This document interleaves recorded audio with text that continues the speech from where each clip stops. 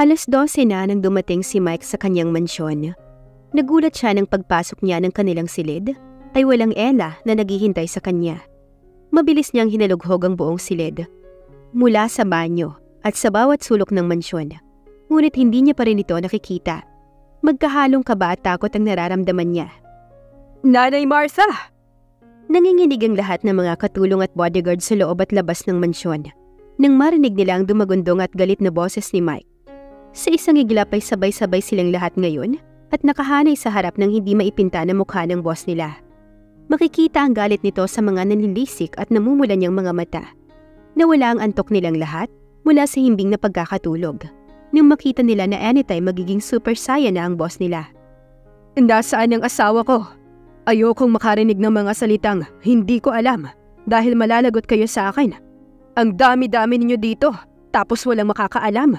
Sabihin niyo kung nasaan si Ella. Para namang naiihi ang mga katulong sa sobrang takot. Ngayon lang nila nakita ang totoong demon side ng boss nila. Pero ano ang isasagot nila maliban sa hindi ko alam? Dahil hindi naman talaga nila alam. Iho! Utal-utal na sagot ni Nanay Martha dahil hindi rin ito alam kung paano sasagot sa kanya. Pumasok kanina si Ella sa silid ninyo. Nakita ko po siya na doon dumiretso. Hindi nga niya natapos ang kanyang hapunan nang makita niyang may message sa cellphone niya. Bakit ba umalis siya? Nanay Martha, nakapikit ba ang lahat ng mga mata ninyo? At hindi niyo man lang nakita ang asawa ko na lumabas? Sigaw pa rin ni Mike sa kanila. At kayong mga walang kwentang bodyguards, tatanggalan ko kayo ng serbisyo dahil hindi niyo ginagampanan ng mabuti ang trabaho niyo. Wala man lang isa sa inyo makapagsabi sa akin na umalis siya kung saan siya pumunta. Hanapin niyo siya ngayon din. Huwag na huwag kayong babalik dito hanggat hindi ninyo dala si Ella. Tatapusin ko kayong lahat kapag hindi niyo inuwi ang asawa ko. Tsaka siya padabog na bumalik paakyat sa kwarto nilang mag-asawa. Nataranta ang lahat ng mga katulong at bodyguards kung saan hanapin ang babaeng boss nila. Namumuo ang luha ni Mike sa magkahalong lungkot at sakit na nararamdaman niya ngayon. Kinakabahan siya na baka may nangyaring masama sa kanyang asawa. Minsan, pumapasok din sa isip niya na baka na-realize na ng kanyang asawa na si Raven pala ang mahal niya at sumama din siya rito katulad ng kanyang walang kwentang ina. Nagwawala siya sa kanyang silid nang napagtanto niya sa CCTV footage ng mansyon na umalis si Ella at sumakay sa taxi. Ang malaking kama ay pinataob niya at kung ano-ano pang gamit na pwedeng mapagbuntunan niya ng galit ay hindi nakaligtas sa kanya. Magulo ang loob ng kanilang silid dahil sa kanyang pagwawala. Nagising si Ella sa isang silid na hindi pamilyar sa kanya. Nasaan ako? Tanong niya sa sarili. Akmang babangon na siya nang mapabalik ulit ang katawan niya sa pagkakahiga sa kama. Parehong may tali ang dalawa niyang kamay at paa. Ang kanyang bunganga ay natatakpan ng makapal na tela upang hindi siya makapagsalita. Tuluyan ang bumuhos ang luha sa kanyang mga mata. Mamamatay na ba siya na hindi man lang nabibigyan ng hustisya ang pagkawala ng kanyang mga magulang? Sasapitin din ba niya ang katulad ng sinapit nila? Dad, Mom, help me, please. Tiim-tim niyang dasal sa sarili nang biglang may pumasok na lalaking nakamask at may hawak itong armas. Isuot mo na ang damit mo at umalis ka dito. Sabi ng lalaki sa kanya habang tinatanggalan siya ng tali at busal sa bibig. Isuot? Nasindak siya nang makita ang sarili na walang kahit anumang saplot sa kanyang katawan. Mga wala kayong awa! Anong ginawa niyo sa akin? Agad niyang sigaw nang matanggal na ang busal sa kanyang bunganga. Tumahimik ka! Sabay tutok nito ng armas sa kanyang sintido. Kung gusto mo pang mabuhay, tumahimik ka na lang at sundin lahat ng mga ipag-uutos ko sa'yo. Ngunit hindi pa rin siya gumagalaw sa sobrang pagkagulat. Nakatulala pa rin siyang nakatingin sa lalaki na nakamask. Takot na takot siya sa armas na nakatutok sa kanyang noo. After a few seconds, bang! Biglang nanilim ang paningin ni Ella. Pakiramdam niya, sooner or later, magkikita na sila ng kanyang pamilya. Mabilis na sinuot ni Ella ang kanyang mga damit habang umiiyak. Akmang tatakbo na sana siya nang maramdaman niyang biglang may pumasok na libu-libong kuryente sa pinakasulok ng utak niya. Sobra itong napakasakit. Hindi niya maihakbang ng maayos ang kanyang mga paa dahil sa sobrang tindi ng sakit na kanyang nararamdaman sa buo niyang katawan. Maraming boses ang kanyang naririnig galing sa kanyang utak na hindi niya maintindihan. Cassie, takbo! Bilis! Anak, Mahal na mahal ka namin ng daddy mo. Tumakbo ka na, Cassie! Cassie! Iligtas mo ang sarili mo, anak! Nakita mo ba ang palasyo na ito, anak? Pinatuyo namin ito ng daddy mo para sa'yo. Mommy, bakit po kayo tinawag na Eagle Queen? Kapag nasa tamang edad ka na, maiintindihan mo ang lahat, anak. Ikaw ang papalit sa akin bilang Eagle Queen. Pinatay mo ang mommy ko! Anak, tumakbo ka na! Ang gulo-gulo ng kanyang utak. Hindi na kinaya ni Cassie ang sobrang sakit na nanggagaling sa kanyang ulo at balikat. Tama na! Ang sakit! Tama na! Namamanhid na ang kanyang buong katawan hanggang sa nawala na siya ng malay at bumagsak sa sahig. Pumasok ang isa pang lalaki sa loob ng silid na yon nang marinig niya ang putok ng armas. Anong ginawa mo? Di ba sabi ni boss pakawalan mo lang yung babae? Bakit mo pinaputukan? Sa balikat ko lang naman siya dinali. Hindi kasi kumikilos ng mabilis eh. Paano tayo makakatakas kaagad kung pabigat pa siya? Pagdadahilan nito sa kasama. Masyado kang mainitin ng ulo. Paano na ngayon yan? Tinamaan mo siya. Itapon mo na sa basurahan. Bilisan na lang natin dahil papunta na ang mga kalaban. Hindi tayo ililigtas ni boss kapag nahuli tayo ni Mike Valdalion. Magkakasunod na palitan ng mga putok ng armas ang maririnig sa labas ng silid. Ilang sandali pa'y nasira na ang pintuan nito sa lakas ng pagkakasipa at niluwa ang madilim na anyo ng lalaking kinatatakutan ng lahat. Lalong dumilim ang kanyang paningin nang makita niya ang asawa na nakahandusay sa sahig at wala ng malay. May mga punid ang damit na suot nito at may lumalabas na likidong pula sa kanyang kaliwang balikat. How dare you touch my wife? Sa sobrang galit niya, pinaulanan niya lahat ng makikita niya sa loob ng silid na yon. Pati ang dalawang lalaki ay hindi nakaligtas at hindi mabilang ang tumama sa kanilang mga katawan. Nag-hysterical na siya. Gusto pa niyang pumuksa ng tao.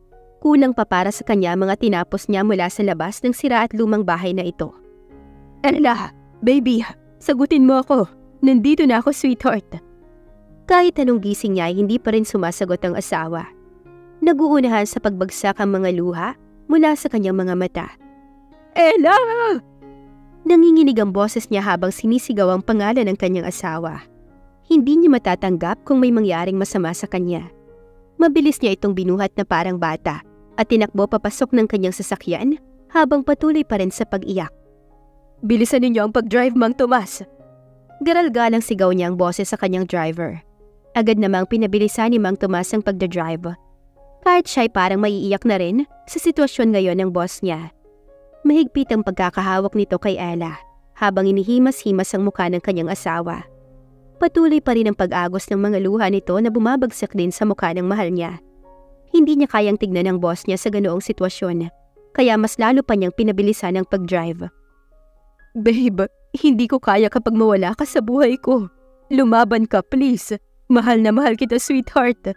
Nakalimutan mo na ba yung pangako mo nung ikinasal tayo? Nangako ka, babe. Ella! Habang nasa biyahe, hindi na mapigilan ni Mike na isigaw uli ang pangalan ni Ella nang maalala niya ang sinumpaang pangako nila sa isa't isa. Mababaliw siya kapag nawala ito sa kanya.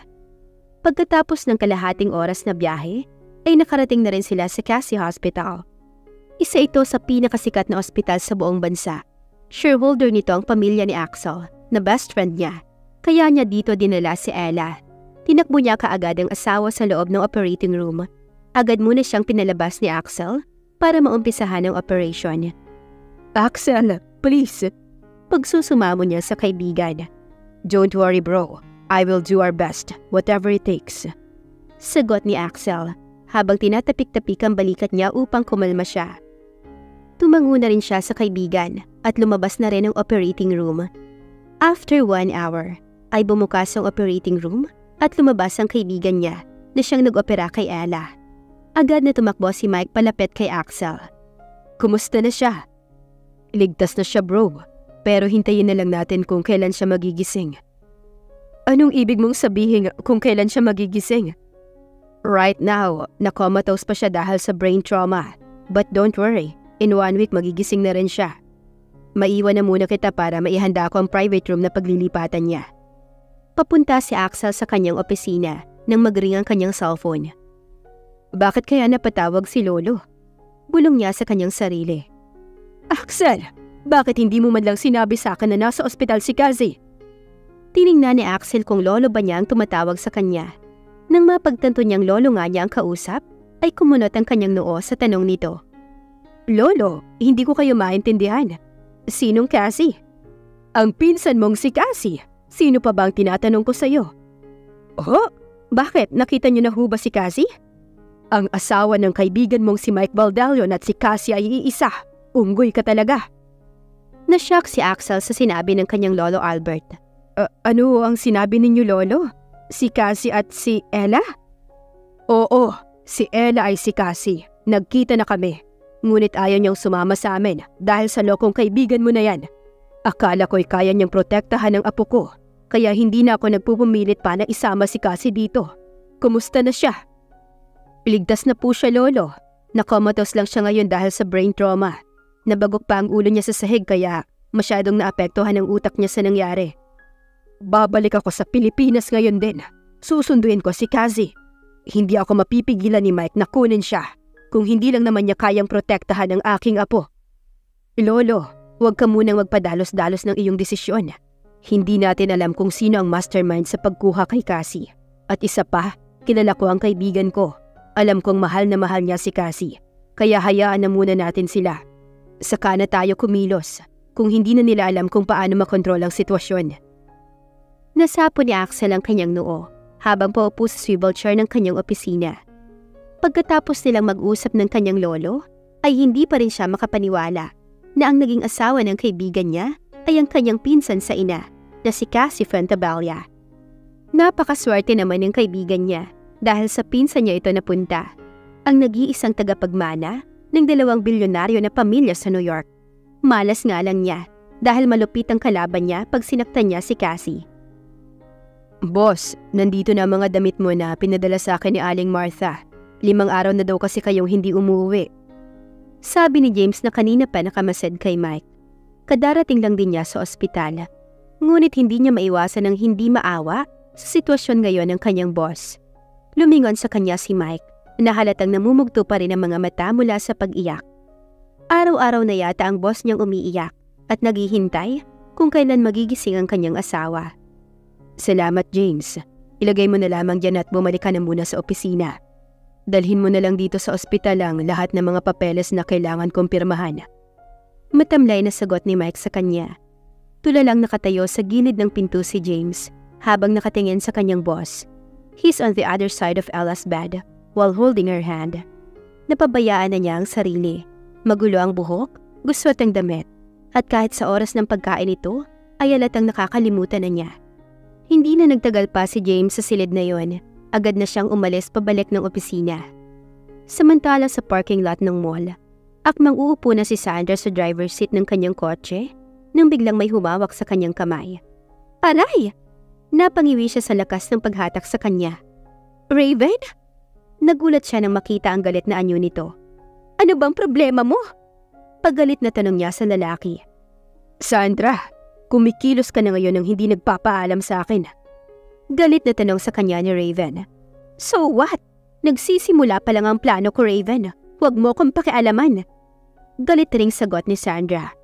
Huwag pakialaman? Sandra, nababaliw ka na ba ha? Sa tingin mo ba sa ginawa mong to hindi ako babalikan ni Mike? Mga tauhan ko ang ginamit mo, Sandra. At sigurado ako na pinaghihinalaan ako ngayon ni Mike. Ano bang pinuputok ng butsi mo, Raven? Malinis ako magtrabaho. Walang natira sa mga tauhan mo dahil naubos na silang lahat tapusin ni Mike. Sino pa bang tatanungin niya kung sino ang nag-utos sa kanila? Wala na riba? Tulalang nakatingin si Raven kay Sandra. Hindi siya makapaniwala sa ginawa nito. Masama ka talaga, Sandra. Inutusan mo ang mga tauhan ko na ipadukot si Ella. Pagkatapos mong makuha ang gusto mo, ay ikaw na rin ang nagsuplong sa kanila kay Mike. Isa ka talagang traidor. Bravo, Raven. Ang talino mo. Pumalakpak pa ito habang tinitignan ng lalaki. Alam mo ba kung ano ang tawag sa ginawa ko? Hitting 2 birds with 1 stone. Sa ginawa ko, hindi ko lang unti-unting kinukuha ang loob at tiwala ni Mike, kundi nakukuha ko pang burahin si Ella sa landas ko. Hahaha. Ayoko nang umasa sa'yo, Raven. Isa kang palpak. Sigaw nito sa kanya. Subukan mo lang na galawin ulit si Ella. Ilalantad ko ang baho mo kay Mike. Banta ni Raven kay Sandra. Well, just do it. If you can make Mike believe you. Dahil sa ating dalawa, ako ang anghel. Samantalang ikaw ay isang masama niyang kapatid na mortal na kaaway. Bakit hindi mo subukan, Sandra? At makikita mo kung anong kaya kong gawin. Tinapunan muna niya ng galit na tingin si Sandra bago tumalikod at paika-ikang naglakad pabalik sa kanyang kotse. Hindi pa siya ganap na magaling. May hawak pa rin siyang sungkod upang suportahan ang paglalakad niya. Naiwan si Sandra sa labas ng kanyang sasakyan habang matalim na nakatitig sa papalayong sasakyan ni Raven. Hindi mo ako matatakot, Raven. Sisiguraduhin kong mawawala sa landas ko si Ella. Itutuloy ko pa rin ang plano kong paghiwalayan sila ni Mike. Sinusumpa niya sa kanyang sarili. Dumiretso si Sandra sa ospital kung saan nakakonfine si Ella. Pagkakataon na niya itong makuha ang loob ni Mike. Nadatnan niya ang 10 bodyguards na nakabantay sa labas ng pintuan ni Ella. Mama, sandali lang. Ano po ba ang sadya nila? Hinarangan kaagad siya ng isang bodyguard. Nandito ako para bisitahin si Ella. Bakit? Bawal ba? Papalang niyang sagot sa bodyguard. Napakamot ng ulo ang bodyguard at saglit na kinuha ang walkie-talkie nito. Boss, nandito si Ma'am Sandra sa labas. Gusto niya daw na bumisita kay Ma'am Ella. Paalisin mo. Hindi kailangan ng asawa ko ang bisita. Sagot kaagad ni Mike sa kabilang linya. Ngunit huli na ang bodyguard. Bago pa man niya masabihan si Sandra, ay nakapuslit na ito sa silid ni Ella. Biglang namutla ang bodyguard nang maisip na mawawalan siya ng trabaho. Samantala pagkapasok ni Sandra sa loob, ay sinalubong kaagad siya ng matatalim na tingin ni Mike. Anong ginagawa mo dito? Galit na tanong niya sa babae. Mike, gusto ko lang dalawin si Ella. Naawa kasi ako sa sinapit niya eh. Ito, nagdala pa ako ng mga prutas para sa kanya. At ikaw din, dinalhan kita ng pagkain. Tignan mo nga yung katawan mo, nangangayayat ka na. Akmang hahawakan na niya ang braso ni Mike nang tinabig ng huli ang kamay niya. Umalis ka na, Sandra. Huwag mong hintayin na kalad ka rin pa kita palabas. Bigyan mo ng respeto ang asawa ko. Nagpipigil sa galit ng wika ni Mike. Mike, wala namang masama sa ginagawa ko. Concern lang ako sa'yo. Ano bang pinagpuputok ng butchi mo? Maang-maangan ni Sandra. Huwag na tayong maglokohan pa dito, Sandra. Kung hindi mo sana nilagyan ng gamot pampatulog ang inumin ko, hindi sana ito nangyari sa asawa ko. Sana napigilan ko pa siyang umalis ng mansyon. Pananumbat ni Mike sa dalaga. Bakit ako ang sinisisi mo? Kahit nilagyan ko ng pampatulog ang inumin mo, wala namang nangyari sa atin, di ba? Kasalanan niya kung bakit nangyari yan sa kanya. Bakit pa kasi umalis siya ng gabi? Gawain pa ba yan ng matinong babae? Malay mo kung nakipagkita siya kay Raven at pinalabas nilang dalawa na kunwari ay dinukot siya. Magpasalamat ka pa nga sa akin eh, dahil nakita ko ang pagkuha sa kanya kung Agad na nang marka ang kamay ni Mike sa pisngi ni Sandra dahil sa lakas ng pagkakasampal nito sa kanya. Napaiyak ang babae habang nakatingin sa lalaking minahal niya. Sa tanang buhay ni Sandra, ngayon lang si Mike nangahas na saktan siya. Hindi siya makapaniwala ng dahil kay Ella ay magagawa nitong pagbuhatan siya ng kamay. Tulala pa rin si Sandra na nakatingin sa nagdidilim na anyo ni Mike. Sige, ituloy mo pa ang sasabihin mo at hindi lang sampal ang matitikman mo sa akin. Now, out! Out! Malakas na sigaw nito, sabay turo ng pintuan kay Sandra. Nang makitang hindi pa rin siya gumagalaw, ay galit na galit itong kinaladkad siya at tinapon palabas ng pintuan na parang basahan kasama ang mga dala nito kanina. Masakit ang mga katawan ni Sandra dahil sa pagkakatilapon sa sahig. Hindi maipinta ang kanyang muka habang pinipilit ang sarili na makatayo. Luhaan siyang umalis ng lugar na iyon. Isa lang ang pumapasok sa isipan niya ngayon, ang maghiganti sa babaeng naging dahilan ng kabiguan niya. Mas masahol pa ang gagawin niya rito. Ipaparamdam niya kay Ella kung paano ang itapon at kumuhian ng isang Mike Valdalion. Sinusumpa niya sa sarili niya. Samantala sa loob ng VIP room, nanatili pa rin nakapikit ang mga mata ni Ella habang dinadama ang pagdampi ng labi ni Mike sa namumutlang mga labi niya. Di niya mapigilan ang unti-unting paglandas ng kanyang mga luha habang pinakikinggan ang bawat maramdaming salita na binibitawan ni Mike habang hawak-hawak ang mga kamay niya. I love you, babe. Sana magising ka na. I miss you very very much, sweetheart. Hinding-hindi ako aalis sa tabi mo hanggat hindi ka pa nagigising. Natatakot akong may mangyaring masama ulit sa'yo, babe. Mababaliw ako kapag mawawala ka sa akin. Nang unti-unti siyang magdilat ng kanyang mga mata, ang mukha agad ng kanyang asawa ang kanyang nakita. Nakapikit pa rin ang mga mata nito at halatang umiyak. Pinagsalikop ni Mike ang kanyang mga kamay at masuyo itong dinala sa kanyang mga labi upang halikan. Nagkataon na gising na siya kanina nang pumasok si Sandra at narinig niya ang lahat ng pag-uusap ng dalawa. Nanatili muna siyang nakapikit para malaman niya kung anong relasyon mayroon sina Mike at Sandra.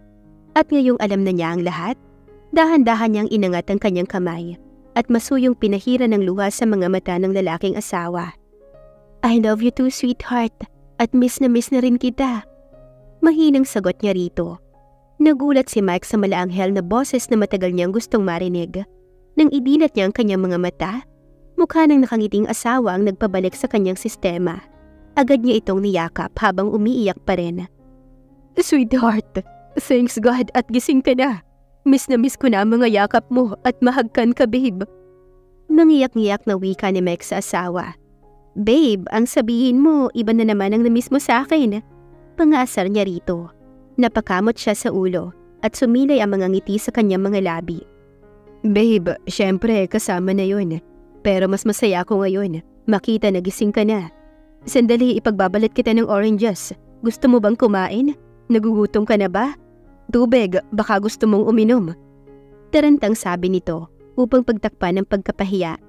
Babe, kanino galing ang mga prutas na yan? Tanong ni Ella nang maalala na may dala si Sandra na prutas kanina. Syempre sweetheart, ako ang bumili. Pinadeliver ko yan kanina. Bakit? Ayaw mo ba? Gusto. Pero baka naman kay Sandra galing yan. Ayaw kong kumain. No sweetheart, may dala siya kanina pero tinapon ko na yon kasama niya. Sa akin ang galing to, sweetheart. Paliwanag niya sa asawa. Promise? Kapag nalaman kong galing kay Sandra yan, 1 buwan kang hindi kakama sa akin sa pagtulog. Sweetheart naman, wag mo naman akong takutin. Isipin ko pa nga lang na 1 linggo kang hindi magigising para na akong mababaliw. Tapos gagawin mong 1 buwan? Pagmamaktol niya sa asawa. Bakit, babe? Ilang araw ba akong tulog? Ibig mong sabihin na koma ko? Tama ka, sweetheart. Kaya nababaliw ako araw-araw sa kakaisip kung kailan ka magigising. Natakot kasi ako na baka hindi lang 1 linggo ka matutulog. Baka higit pa o hindi na talaga. Basta ang dami lang pumapasok sa utak ko. Paano nga kung hindi na talaga ako magising, babe? Anong gagawin mo? Curious na tanong ni Ella. Magpapatiwakal ako, babe. Walang silbi ang buhay ko at pinaghirapan ko kung wala ka naman sa tabi ko. Agad niyang sagot habang binabalatan ng oranges at apple si Ella na agad naman itong kinain. Huwag mo ngang sabihin yan, babe. Kung darating man ang araw na paghihiwalayan tayo ng tadhana at kung sakali mang mauuna akong mawala sa mundong ito, isipin mo lagi na malungkot ako kapag kinitil mo ang buhay mo ng dahil lang sa akin. Kaya wag na wag mong gagawin yan para lang sumama sa akin sa kabilang buhay. Paalala ni Ella sa kanyang asawa. Ganon? Di maghihintay na lang ako kung kailan ako magkakasakit. Tapos pipiliin ko yung sakit na walang lunas. Nang sa ganon, mabilis akong makakasunod sa iyo sa kabilang buhay. Ay nako, alam mo ikaw, kahit kailan, lagi ka talagang may dahilan. Pwede bang magpatalo ka naman sa akin kahit once lang? Ngumiti lang ito sa kanya at sinabing, okay, basta para sa mahal kong asawa.